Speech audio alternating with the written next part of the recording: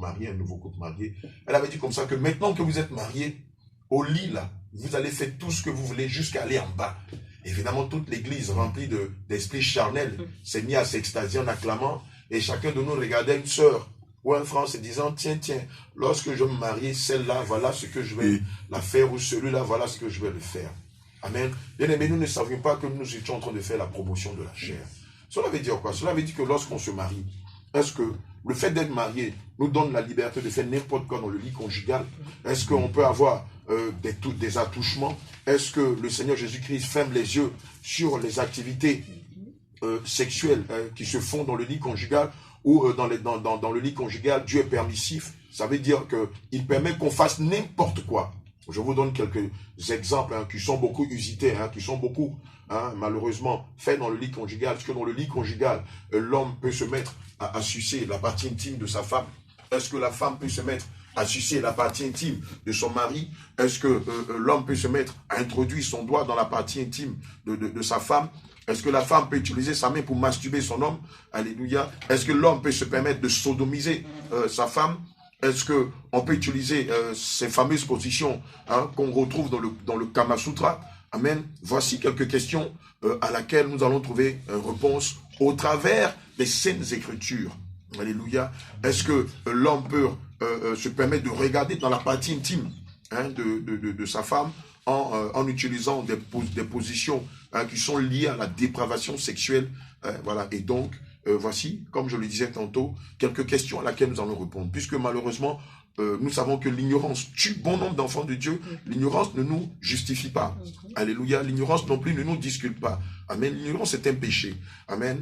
Et quand on lit le livre de Galates 5, à partir du verset 19, regardez ce qu'il est dit. Il est dit, or, les œuvres de la chair sont manifestes. Ce sont l'impudicité, l'impureté, la dissolution. Amen. Quand on revient sur le livre de Hébreux 13 au verset 4, le Seigneur Jésus dit à la fin, il dit, car Dieu jugera les impudiques et les adultères. C'est quoi d'abord l'impudicité? L'impudicité, c'est le caractère qui est lié, le caractère sexuel, les caractères sexuels qui sont liés à la dépravation des mœurs. Amen. On va citer principalement le concubinage. Bon nombre de personnes se font appeler chrétiennes, mais elles vivent dans le concubinage. On va faire allusion à la pornographie. Beaucoup de couples mariés, avant de passer à la phase pratique, avant de passer au rapport sexuel, vont d'abord regarder des films pornographiques. Est-ce que Dieu, qui est le Saint-Esprit, prend plaisir à la pornographie? Quelle est l'origine de la pornographie? Est-ce que c'est Dieu qui a inspiré la pornographie pour que des personnes qui portent le nom de chrétiens, de chrétiennes, vont jusqu'à regarder des films pornographiques avant de pouvoir avoir des ébats sexuels? Alléluia. Est-ce que la sodomie est inspirée par Dieu? Est-ce que la masturbation est inspirée par Dieu? Est-ce que les positions, je le disais tout à l'heure, les positions Kama Sutra sont inspirées par Dieu? Quel est le type de relation sexuelle auquel Dieu agrée? Parce qu'il y a un type de relation sexuelle pour ceux qui sont mariés devant Dieu, auquel Dieu agrée. On va voir tout ça. Alléluia. Amen. Principalement, je reviens sur l'impudicité. Alléluia. Les rapports sadomasochisme ou les rapports de domination. Les rapports de domination, c'est quoi? C'est lorsque la femme, on le voit, je le dis à ma propre honte, à l'époque, lorsqu'on regardait des films pour adultes ou des films pornographiques, on voyait des femmes habillées en cuir, avec des fouets, portant des talons et donnant le coup de fouet sur les fesses ou sur le dos de l'homme. Et souvent, c'était brutal. Alléluia. Amen. Évidemment, Amen. Amen. Alléluia. Voici la grande question. Est-ce que Dieu, selon sa parole, accepte que la femme domine l'homme? Amen. Si Dieu n'accepte pas que la femme domine l'homme, évidemment, quand on va prolonger ce commandement dans le lit conjugal, vous verrez que ce commandement-là est aussi de mise dans le lit conjugal. Dans le lit conjugal, c'est pas à la femme de dominer l'homme. À plus forte raison, s'habiller en cuir, utiliser des fouets, porter des hauts talons et se mettre à battre l'homme. Amen. Il est dit de la femme, femme, soyez soumise à vos maris. Amen. Sur Éphésiens 5, verset 22. Alléluia. Au verset 25, il est dit, Marie, aimez vos femmes. Amen. Donc, dans le lit conjugal, Dieu ne peut pas permettre que la femme domine l'homme, a fortiori, s'habiller en cuir et pratiquer le sadomasochisme en battant l'homme. C'est une malédiction. Amen. Ce n'est pas à la femme de battre l'homme, comme ce n'est pas non plus à l'homme de battre la femme. Amen. La femme est tenue d'être soumise à son mari et le mari, lui, est tenu d'aimer sa femme, de la respecter, de prendre soin d'elle. Et donc, ce rapport-là n'est pas inspiré par Dieu. Il vient du malin afin de corrompre le lit conjugal de plusieurs chrétiens. Je vous le dis en vérité, peuple de Gagnois, plusieurs enfants de Dieu, vous qui nous suivez sur les réseaux sociaux, plusieurs couples chrétiens vont perdre le salut à cause du fait qu'ils pratiquent l'impudicité dans le lit conjugal. Gloire à Jésus. Amen. Alléluia. Amen. Prenons le cas de la fellation ou du cunnilingus. C'est-à-dire, lorsque le conjoint va se permettre de sucer la partie intime de son partenaire. Mais bon nombre de chrétiens ignorent cela. Bon nombre de couples dits chrétiens continuent jusqu'à cette heure où je parle à utiliser cette pratique sexuelle qui est dépravée, qui pense que c'est un acte normal que de sucer, excusez-moi, la partie intime de son partenaire, et qui ne voit aucun inconvénient à cela. Mais regardez, la parole de Dieu nous dit dans le livre de 1 Corinthiens 11 même que la nature nous enseigne. Mais déjà, d'où est tirée l'origine de cette pratique sexuelle? Amen. Mais elle est issue de la pornographie. Elle est issue de la dépravation sexuelle.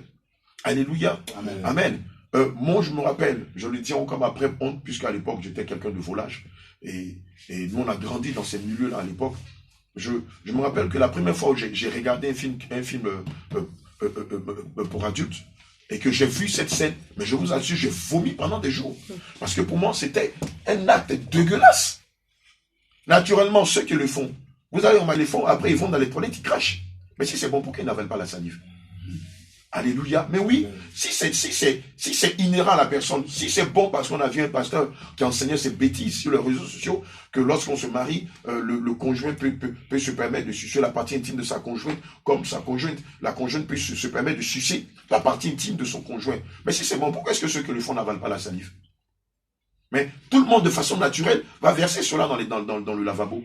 Parce que quelque part, sa conscience nous indique que cette chose n'est pas inhérente à la personne, n'est pas sainte, n'est pas pure. Alléluia. Gloire à Jésus. Amen. Colossiens 3, versets 5 à 6 dit quoi? Faites donc mourir les membres qui sont sur la terre, l'impudicité, l'impureté, les passions, les mauvais désirs et la cupidité qui est une idolâtrie. C'est à cause de ces choses que la colère de Dieu vient sur les fils de la rébellion. Bien aimé, on ne peut pas être fils de Dieu et se mettre à pratiquer ce genre de choses dans le lit conjugal. Alléluia. Amen. Je parlais tout à l'heure de la domination. Une autre dépravation sexuelle où l'homme est dominé par son partenaire ou par sa conjointe. Alléluia. Dans les rapports que Dieu a établis entre l'homme et la femme, c'est l'homme qui est le dominateur. Amen. Et la femme est soumise à l'homme. Cette domination n'est pas une domination qui est liée à l'écrasement. Non. C'est une domination qui est liée au respect. L'homme est le chef de famille et la femme est la maîtresse de maison. Alléluia. Si on prolonge ce que le Seigneur nous dit dans Éphésiens 5, versets 22 à 25, vous allez voir que la femme, même dans le lit conjugal, doit être soumise à l'homme. Amen. Je vous donne une image très simple. La matrice de la femme est comme un récipient. Et la matrice de l'homme est comme un robinet. Si on prend l'image de la plomberie, vous allez voir que le robinet est toujours au-dessus du récipient, comme ça. Alléluia. Voici la plus belle image qu'on voit dans la plomberie. Admettons que un fou se mette à créer un robinet qui va dans ce sens. Et donc le robinet est dans ce sens. Et le récipient est dans le sens contraire. C'est-à-dire, le récipient est renversé. Et le robinet est renversé. Évidemment, si on ouvre le robinet ne pourra pas remplir le récipient. Et Dieu, qui est l'architecte parfait, qui a fait toutes choses bonnes selon son plan, a permis que la matrice de la femme soit comme un récipient et la matrice de l'homme soit comme un robinet. Évidemment, pour que le robinet puisse remplir la matrice de la femme, il faut que la matrice de l'homme soit au-dessus du robinet, selon la logique, selon le bon sens. Amen. Mais lorsqu'on va dans la nature animale, vous allez constater que même dans le règne animal, toutes les femelles sont assujetties au mâle. Amen. Vous ne verrez jamais une chatte monter sur un chat. Vous ne verrez jamais une jument monter sur un cheval. Vous ne verrez jamais une vache monter sur un veau, sur un taureau. Vous ne verrez jamais la lionne monter sur le lion. Vous ne verrez jamais la tigresse, malgré son autorité, sa carrure, sa poigne, sa force, monter sur le tigre. Mais, paradoxalement, on voit plusieurs personnes qui se font appeler enfants de Dieu, hein, surtout servantes de Dieu, prophétesses de l'éternel, Dia qui chantent, qui, dans le lit conjugal, se permettent de monter sur l'homme.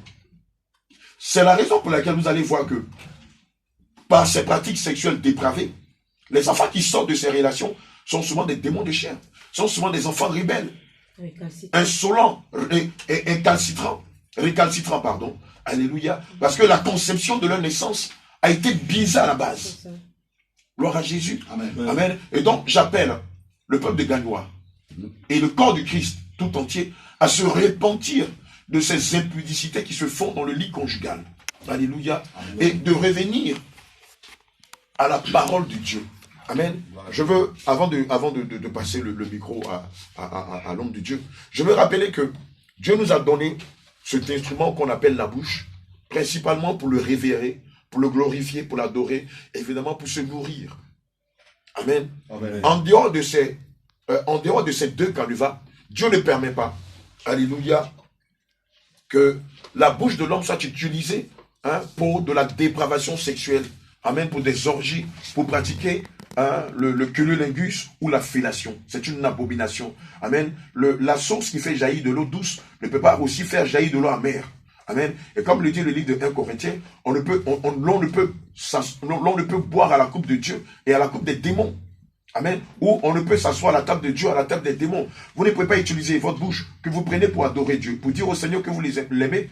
Utilisez cette même bouche-là pour pratiquer des pratiques, hein, sexuelles dépravées. C'est un péché.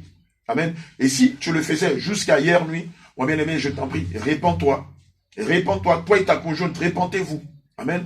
Et c'est aussi la raison pour laquelle le Seigneur nous envoie ici dans la ville de Gagnoa, afin de ramener ces brebis à la vérité, à la saine doctrine, à la pureté. Alléluia. Amen. Au renoncement, à la vie de consécration. Alléluia. Que Dieu vous bénisse. Alléluia. Alors, homme de Dieu. Vous allez enseigner la puanteur, l'impureté, la dissolution. Et vous penserez pouvoir aider Dieu. Or, sans le savoir, vous serez en train de combattre l'œuvre de Dieu. Évidemment, sans le baptême du Saint-Esprit, sans la révélation du Saint-Esprit, on ne peut pas connaître ces choses-là. Parce que ces choses-là même sont cachées.